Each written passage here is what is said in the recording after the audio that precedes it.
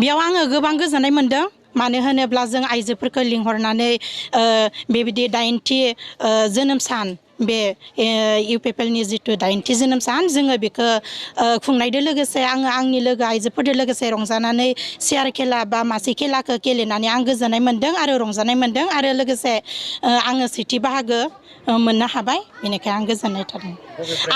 आं जाबाय आमजुलि प्राइमारिनिफ्राय फैदों दसे आङो बिबानावथ' माने मेम्बार हिसाबै आङो दङ ओरैनोथ' बेबायदिनो आइजोफोरजों खामानियाव सेल्फ हेल्प ग्रुपाव खामानियाव आं लोब्बा दोङो दा दसे आङो एसआरएलनि पुसु साखि हिसाबै आं खामानि मावगासिनो दङ आं गोबां रंजानाय मोनदों आरो गोजोननाय मोनदों आरो गुबुन आइजोफोरखौ मा बुंनो मा मेसेज आं बेखौनो बुंनो सानो आंनि लोगोफोरखौ जोङो बेबायदि जिरायना थायालासेनो गरमब्लाबो गोबां गरम दायो बोथोरा अब्लाबो जोङो मासे खेलाखौ रंजानाय जोङो गोसो खुसियै जों गेलेबाय आरो गेलेनानै जोङो बे सेथि बाहागोखौ जोङो मोननो हादों आरो बेबायदिनो सेथि बाहागोल' नङा जोङो बेबायदि गेलेनायनि गेजेरजों जोङो जोंनि परिश्रम खालामनाय जिथु गोहोनि बेखौ जोङो मोननो हायो बा जोङो बेबायदि रंजानो हायो गोसोआबो जोंहा खुसि जायो बहुत बहुत धन्यवाद ইউপিপিএলৰ কাৰণে এই খেলৰ কাৰণে মই সৰুৰে পৰা মানে যোগ্যতা আছিলোঁ সেইটো কাৰণে আজি যে বহু ইমান বছৰ আমাৰ 2-3 বছৰ হ'ল ইউপিপিএলৰ মানে খেলি আছিলে তথাপিও মানে মিউজিকেল চেয়াৰটো খেলা নাছিলোঁ এবাৰ খেলিবলৈ পাই খুব সুখী হৈছোঁ এনেকৈ যেন আগবাঢ়ি গৈ থাকক আপুনি মই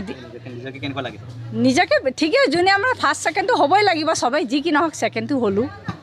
সেইটো খুব ভাল লাগিল যে যিবিলাকে মানে খেলি আছিলে সেইবিলাকৰ যে জয় আৰু পৰাজয়টো আছেই সিহঁতেও যে আগলৈ আগবাঢ়ি যাওক সেইটোৱেই অষ্টম প্ৰতিষ্ঠা দিৱস ইউপিপিএলৰ আজি কি ক'ব বিচাৰে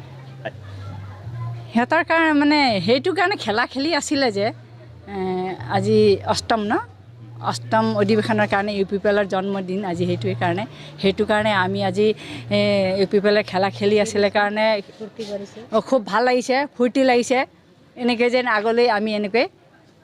খেলিবলৈ পাম আৰু এনেকৈ ফূৰ্তি কৰি গৈছে दिनै जि इउपिपिएलनि जि 8थि जि जोनोम सान बेखौ जों भैरबकुन्द ब्लक हिसाबै जोबोद माने गाजा गोमजायै जों खुंनो लानाय जादों आरो सानसेनि हाबाफारि हिसाबै जोङो गोबां बायदि हाबाफारि जों माने दिनैनि बे जोनोम सानखौ लोब्बा लाखिनानै जों लानाय जादों जाहा बिदिनो फुंनि 8 बाजियाव बिदि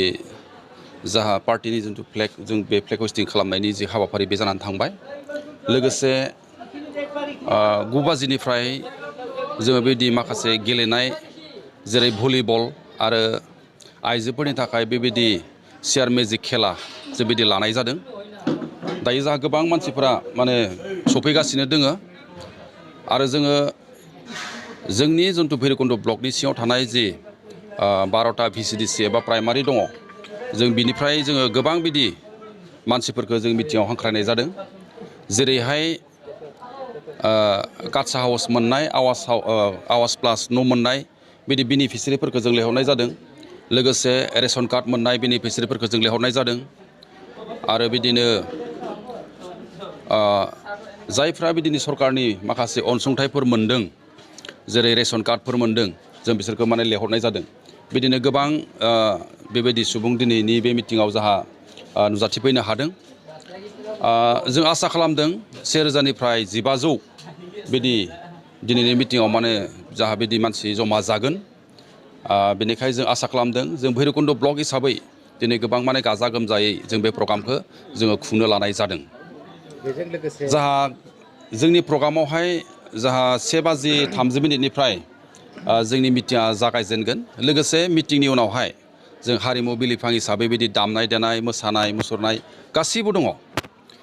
बेनिखाय आं खावलायदों जोंनि मावथि हान्जाफोरखौबो आं खावलायदों जे दिनैनि बे हाबाफारियावहाय गासिबो बाहागो लानांगौ रंजानांगौ जिहेथु जोङो इउपिपिएल हिसाबै जि 8 बोसोर जाबाय आरो 8 बोसोरनि गेजेराव जों 3 बोसोर बिदि मोनसे जों सरकार खालामनो हादों आरो इउपिपिएल सरकार हिसाबै जा प्रमद बर' सारनि दैदेननायाव गबिन्द बसुमतारी सारनि दैदेननायाव जि सरकार सोलिगासिनो दङ बिखौ लानानै जोंनि दैदेनगिरिफ्रा जोंनि मावथिफ्रा जोबोद रंजानाय दङ जोबोद माने खुसि जानानै दङ आरो जायफोर बेनिफिसियारिफ्रा बेबायदि सरकारनि अनसुंथाइफोरखौ मोनदों बिसोरबो माने लैहोर लैहोर फैगासिनो दङ जों बेखौनो माने बुजियो जे जोंनि रायजो राजाफोरा जोंनि सरकारखौ लानानै रंजानाय दङ गोजोननाय दङ आरो इयुनाव बेबायदि जोंनि सरकारनिफ्राय बेबायदि जौगानायनि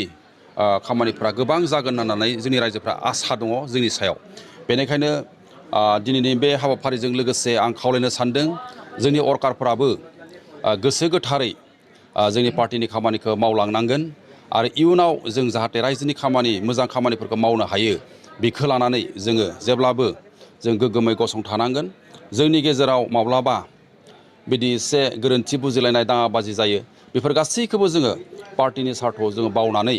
जोङो रायजोनि थाखाय खामानि मावनो जों ओंखारनांगोन आं बेखौनो रायजोनिसिम आरो जोंनि UPPL मावथि हान्जाफोरनिसिम आंनिफ्राय खावलायनाय थाबाय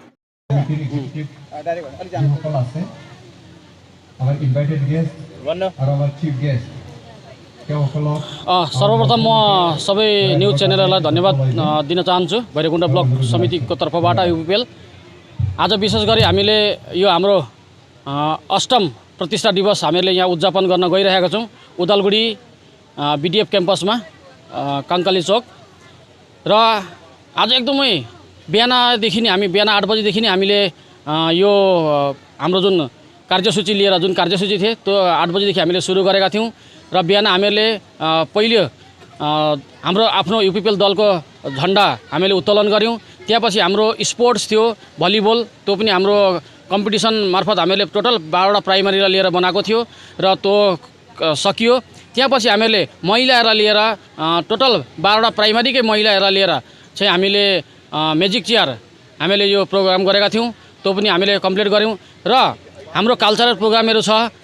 कल्चरल प्रोग्राम बिस्तारै गानाहरू भइसके र डान्स ग्रुप छ यो पनि कम्पिटिसनमै थियो हाम्रो र सबै थोक हामीले दिँदैछौँ आजको यो प्रोग्राम चाहिँ यस्तो खालको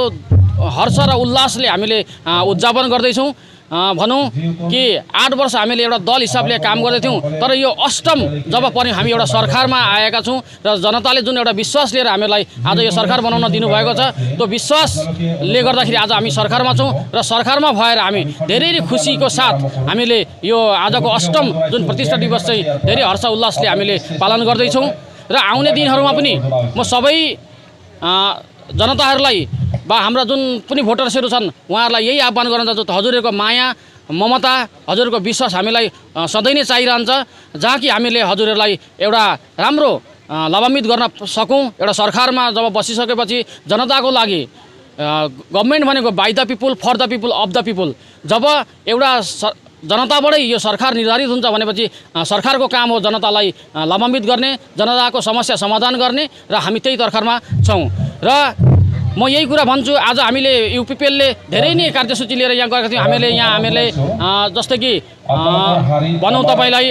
अरुणोदय आसनी भेट्नेहरूलाई पनि हामीले बोलाएको थियौँ सोसियल वर्करहरूलाई हामीले बोलाएका छौँ ठुल्ठुला हामीलाई इन्टेलेक्चुअल पर्सन जुन सामाजिक सोसियल वर्कर हुन्छन् सामाजिक व्यक्तिहरू उहाँहरूलाई हामीले बोलाएका थियौँ हामी UPPLले आज UPPLको जन्मदिन हो यो र यहाँ हामीले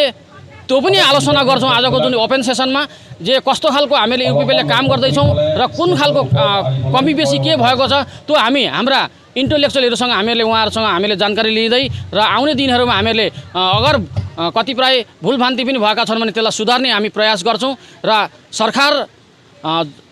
यो 5 वर्षको लागि मात्र होइन जुन हिसाबले हामीले देखेका छौँ जुन हिसाबले UPPL सरकारले काम गर्दैछ एजुकेसनल सेक्टरमा होस् खेलाधुलाको स्पोर्टको सेक्टरमा होस् UPPLले धेरै नै राम्रो काम गर्दैछ एउटा शान्तिको परिवेश यहाँ घुरेर आएको छ र शान्ति नै सम्पत्ति हो आज मान्छेसँग जति नै सम्पत्ति भए तापनि शान्ति भएन भने कहिले पनि त्यो मान्छे सुख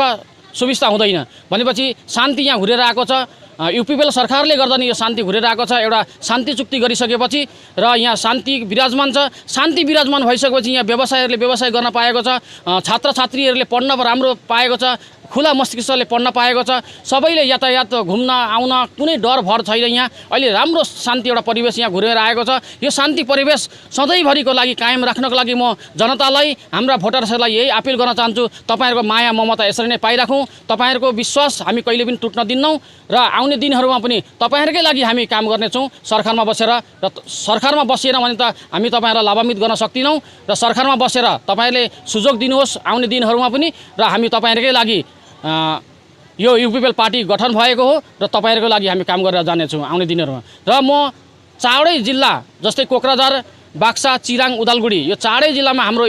UPPLको जुन एउटा दबदबा छ या युपिएलको कर्म शैली छ सबै जिल्लाहरूलाई म यही शुभेच्छा दिन चाहन्छु। आजको दिन हामीहरूले जसरी हर्ष उल्लासको साथ हामीहरूले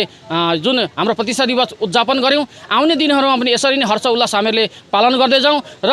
म सबै चारवटै जिल्लालाई यो आह्वान पनि गर्न चाहन्छु कि हामीलाई जुन